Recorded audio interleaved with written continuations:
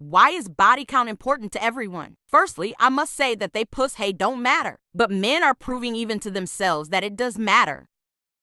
Men, does body count matter? Like, I'm saying as like, you know, we're all adults and stuff like that. Like, personally, me, I don't ask body count. I don't want to know nothing about your past. I don't want to know nothing about what you did. I don't want to know, like, at all. Like, don't tell me shit.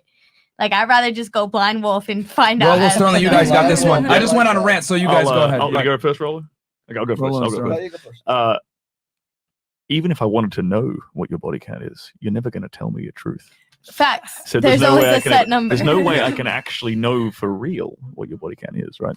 However, so that's why we use like other social cues as an indicator of your body count. Like I said before, how flaky are you?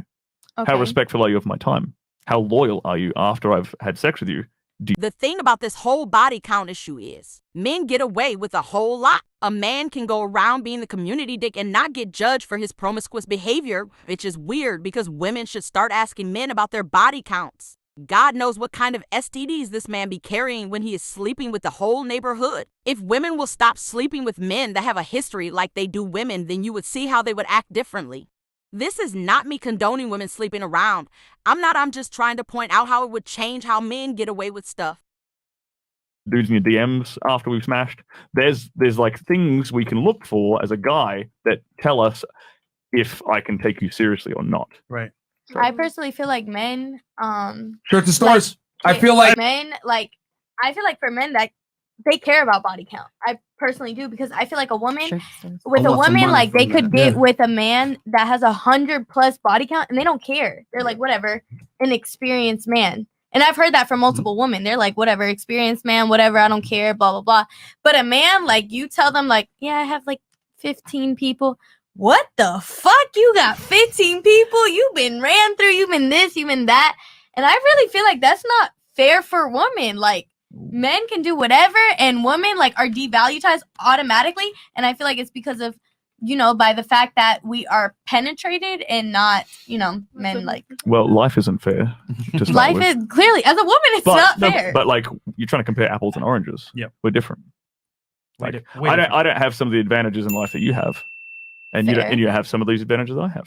I'm stronger than you. Notice how he reasoned his point. Life is not fair. You see, if body count started mattering to females, then they would have to change their behavior. Does body count matter?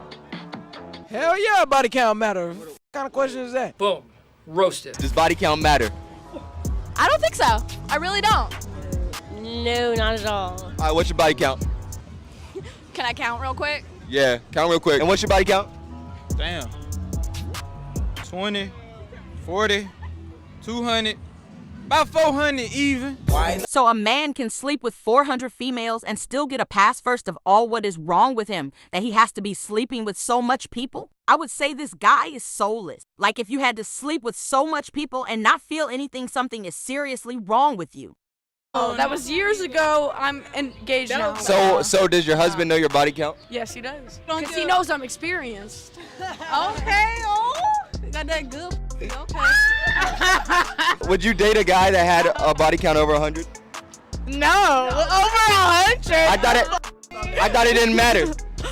Okay, over 100's a bit much. So men say it doesn't matter when it comes to their body count, but when it's the woman, he becomes an emotional wreck. I honestly believe that men are the biggest hypocrites on planet. So you get to be hoes and then settle down with a woman who probably is inexperienced in sex because society gives you the pass. If this isn't hypocritical, I don't know what is. Sex is not just sex. Sex honestly feels like it opens portals in your life, hence the phrase soul ties. You have sex with a man and you probably had sex with all the people he slept with, even if you only had sex with him alone. Sounds crazy, but this is facts. According to mindbodygreen.com, what a soul tie is. A soul tie is a connection with someone deeply embedded into your soul. Certified sex therapist DeAndrea Blalick Johnson, LCU, CST, tells MBG, often it's thought to happen after you have intercourse with someone. She notes, adding it's often presented from a very cisgender, heteronormative perspective. The idea that intercourse causes a soul tie has roots in the Christian tradition to perpetuate the idea that if you have sex outside of marriage, you'll be connected to someone, Blalock Johnson explains. But she goes on to say that soul ties, at least in regard to sex, are really attachments in disguise and an over-spiritualization of normal feelings. Additionally, although the bonding hormone oxytocin is released during orgasm, not all sexual partners go on to feel emotionally bonded to each other after. Experience. Soul tie symptoms are usually the same as those which are often experienced by people after the end of a particularly intense relationship. Although these effects can stay much after the relationship has ended, even years at times, they might include obsessing about a person in your dreaming about a person or waking up thinking about them regularly or hearing a person's voice in your head. It sounds crazy, but I have an ex-boyfriend that I truly believe I have a soul tie with. This man, because even I broke up with him, I still have serious attachment issues in regards to him. Like if I hear any bad news about him, I have an emotional breakdown. Soul ties are not to be played with at all. Even sleeping with the wrong person can affect your life financially.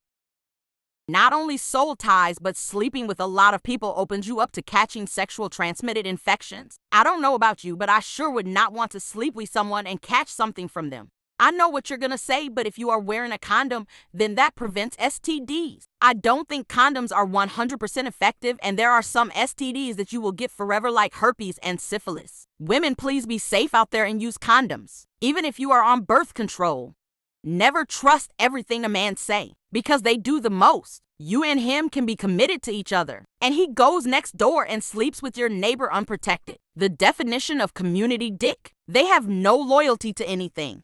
No loyalty at all, and these men are the same ones to be so preoccupied with body count, while they go door to door, house to house, spreading themselves. Absolutely nasty. If you are faithful to one person and you keep getting yeast infections and bacterial vaginosis, beware.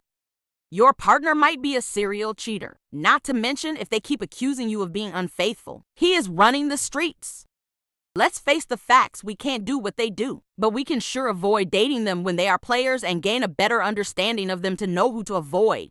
Before I wrap up, check out these necklaces. Let me show you my favorite necklaces by Glamour House Jewelry. They have them in silver and rose gold. You can even get a personalized necklace done. Check the link in my description.